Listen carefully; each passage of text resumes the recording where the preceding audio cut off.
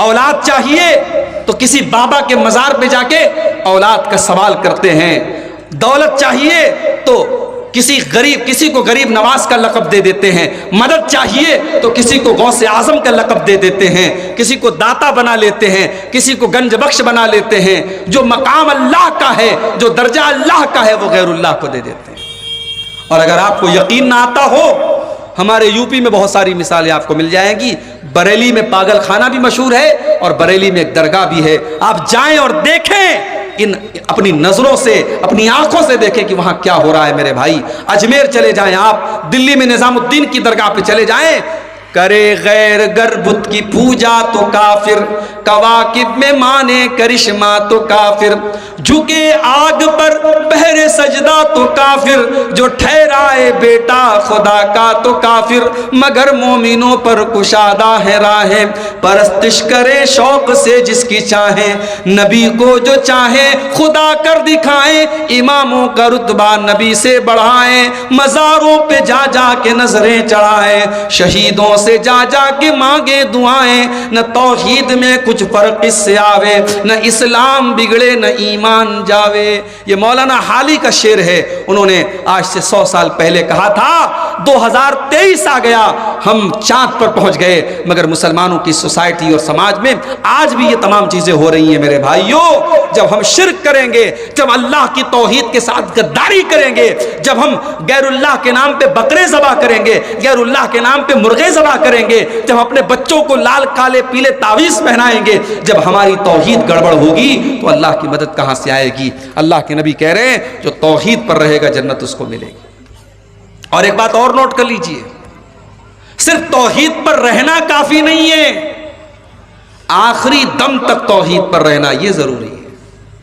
ساری زندگی انسان توحید پر رہا، مرنے کے پہلے اس نے شرک کر لیا اور بغیر توبہ کی اس کا انتقال ہو گیا، اب اللہ تبارک و تعالیٰ کیا اس کی ساری زندگی بھر کی نیکیاں تو برباد ہو جائیں گی، اس لیے کہ اللہ قرآن میں کہتا ہے وَلَا تَمُوتُنَّ إِلَّا وَأَنْتُمْ مُسْلِمُونَ۔ اے مسلمانوں کان کھول کر کے سن لو، تمہیں موت آئے تو ایمان کی حالت میں آئے، تمہیں موت آئے تو توحید کی حالت میں آئے، مرتے دم تک تمہیں توحید کی حفاظت کرنا ہے، ایمان پر خاتمہ ہونا ضروری ہے۔ اگر ایمان پر خاتمہ نہ ہوا، اگر شرک کے اوپر تمہارا خاتمہ ہوا تو تم برباد ہو جاؤ گے۔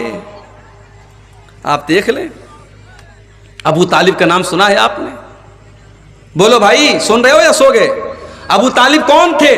نبی کے چچا تھے، نبی کو پالا تھا، نبی کا ڈیفنس کرتے تھے، نبی سے محبت کرتے تھے، سب تھا، ایمان نہیں لائے تھے۔ ابو طالب کا آخری ٹائم آیا، اللہ کے پیارے نبی اپنے چچا کے پاس جاتے ہیں، بخاری کے الفاظ ہیں اور کہتے ہیں یا عمی قل لا الہ الا اللہ، اے چچا جان آپ کلمہ پڑھ لیجئے، آپ لا الہ الا اللہ پڑھ لیجئے، اے چچا جان میں گارنٹی دے رہا ہوں اگر آپ یہ کلمہ پڑھ کر کے دنیا سے جائیں گے، اے چچا میں اللہ تعالیٰ کے یہاں اس کلمے کے ذریعے آپ کے لیے بحث کروں گا۔ میرے چچا نے کلمہ پڑھا تھا، اے اللہ تو میرے چچا کو جنت میں ڈال دے، اے چچا بس آپ کلمہ پڑھ دیجئے۔ اللہ کے نبی اپنے چچا کو کلمہ پڑھنے کے لیے پریشر ڈال رہے ہیں، آپ ان کے اوپر دباؤ ڈال رہے ہیں، اور وہیں پر ابو لہب بھی بیٹھا تھا، وہیں پر عبداللہ ابن امیہ بھی بیٹھا تھا، یہ دونوں گرو گھنٹال بھی بیٹھے تھے۔ ان دونوں نے کہا خبردار ابو طالب، اپنے باپ دادا کا طریقہ مت چھوڑنا، بڑا مشکل کام ہے۔ ابھی میرا پروگرام تھا، اسی بہار میں ایک جگہ پڑتی ہے جہان آباد، جہان آباد کے آگے گاؤں ہے، گاؤں کا نام ہے ڈبری، بڑا پچھڑا ہوا علاقہ ہے۔ پچھلے جمعہ کو میرا پروگرام تھا، گیا میں وہاں بیچارے 2-4 لڑکے اہل حدیث ہوئے۔ آپ کے علاقے میں 100% لوگ اہل حدیث ہیں، آپ اللہ کا شکر ادا کریں، ورنہ اسی ہندوستان میں نہیں، اسی بہار میں کتنے ایسے گاؤں ہیں میرے بھائی جہاں 2 آدمی 4 آدمی اہل حدیث ہے بیچارے، وہ اگر کہیں سینے پر ہاتھ باندھے تو ان کو مارا جاتا ہے، کسی مسجد میں جا کر کے وہ آمین زور سے بولتے ان کو نکال دیا جاتا ہے، وہ بیچارے مجبور ہیں، ان کے بچے اپنے باپ کے اہل حدیث ہونے کے باوجود اور قرآن و حدیث پر چلنے والا ہونے کے باوجود ان کے بچے ماحول نہ ملنے کی وجہ سے اور سماج نہ ملنے کی وجہ سے بچے دوسرے راستے پر چلے جاتے ہیں۔ میرے بھائیوں، آپ کی برادری شیرشاہ آبادی برادری میں آج الحمدللہ اگر 100% آپ قرآن و حدیث پر چلنے والے ہیں تو بہت بڑی نعمت ہے۔ اس نعمت پر آپ اللہ کا جتنا شکر ادا کریں کم ہے۔ وہ گاؤں، وہاں 2-4 لوگ بیچارے اہل حدیث ہوئے اور باقی لوگ سب وہی پرانے باپ دادا کے ڈھرے پہ چلے آئے۔ محرم پر تعزیہ نکل رہا ہے، ربیع الاول میں جلوس نکل رہا ہے، مزاروں پر سجدہ بھی ہو رہا ہے، جہالت پھیلی ہوئی ہے۔ میں نے وہاں تقریر کی، تقریر کے بعد جب جانے لگا تو ایک آدمی آیا، بولا مولانا آپ کی بات بالکل صحیح ہے، آپ کی بات ساری باتیں بالکل صحیح ہیں، مگر ہم نے باپ دادا کو جو کرتے ہوئے دیکھا ہے اسے چھوڑنا بہت مشکل کام ہے۔ باپ دادا جو کرتے چلے آئے اس کام کو چھوڑنا آسان کام نہیں ہے میرے بھائیوں، اس کے لیے بڑی ہمت کی ضرورت ہے۔ اللہ کے نبی اپنے چچا کو سمجھا رہے ہیں اور ادھر سے وہ دونوں پریشر ڈال رہے ہیں کہ ابو طالب اپنے باپ دادا کا طریقہ مت چھوڑنا۔ بخاری کے الفاظ ہیں، ابو طالب کا انتقال ہو گیا، ابو طالب کو موت آ گئی اور آخری ٹائم ابو طالب کی زبان پر یہی لفظ تھا، علی ملت عبد المطلب، میں اپنے باپ عبد المطلب کے مذہب پر دنیا سے جا رہا ہوں۔ ابو طالب کلمہ نہیں پڑھ پائے، ابو طالب توحید کو قبول نہیں کر پائے۔ نتیجہ کیا نکلا؟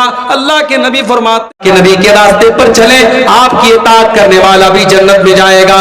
اللہ کے نبی فرماتے ہیں کل امتی يدخلون الجنت الا من ابى، میری امت کے سارے لوگ جنت میں جائیں گے مگر وہ لوگ جنت میں نہیں جائیں گے جن کو جنت میں جانا منظور نہیں ہے، جو جنت میں جانے سے انکار کر دیں گے۔ صحابہ نے کہا اللہ کے نبی وہ کون سے بد نصیب لوگ ہوں گے جو جنت میں جانے سے انکار کر دیں گے؟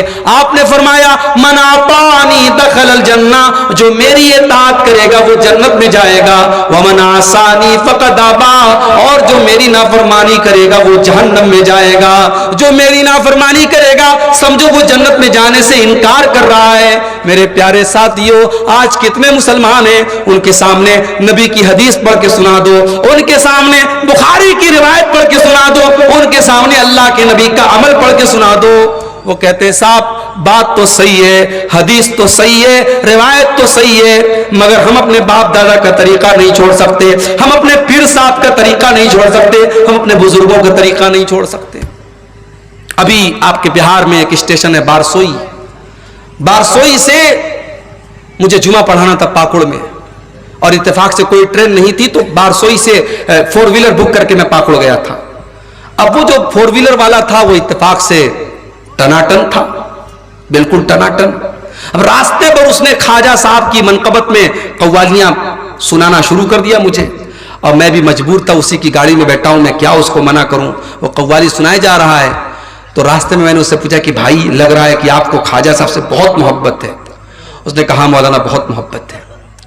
تو میں نے کہا کہ اچھا خواجہ صاحب کے دربار میں آپ کتنی بار گئے؟ بولے ہر 6 مہینے میں 2 بار جاتا ہوں۔ میں نے کہا اچھا حج کتنی بار آپ نے؟ کہا آج تک حج نہیں کیا، آج تک عمرہ نہیں کیا، لیکن خواجہ صاحب کے یہاں 6 مہینے میں 2 بار جاتا ہوں۔ تو میں نے کہا ایک کام کر یار، تو اجمیر میں اپنا گھر بنوا لے، وہیں رہ کر خواجہ صاحب کے بغل میں۔ کہا نہیں، دور رہیں گے تو محبت زیادہ رہے گی، خواجہ صاحب بلاتے ہیں اس لیے ہم خواجہ صاحب کے پاس جاتے ہیں۔ آج کتنے مسلمان ہیں جن کے دلوں میں غیر اللہ کی محبت بھری ہوئی ہے میرے بھائی۔ جب اس کا نام غلام مصطفیٰ تھا، بارسوئی کا رہنے والا وہ انسان، وہ ڈرائیور کہہ لیجئے، اس گاڑی کا مالک بھی وہی تھا۔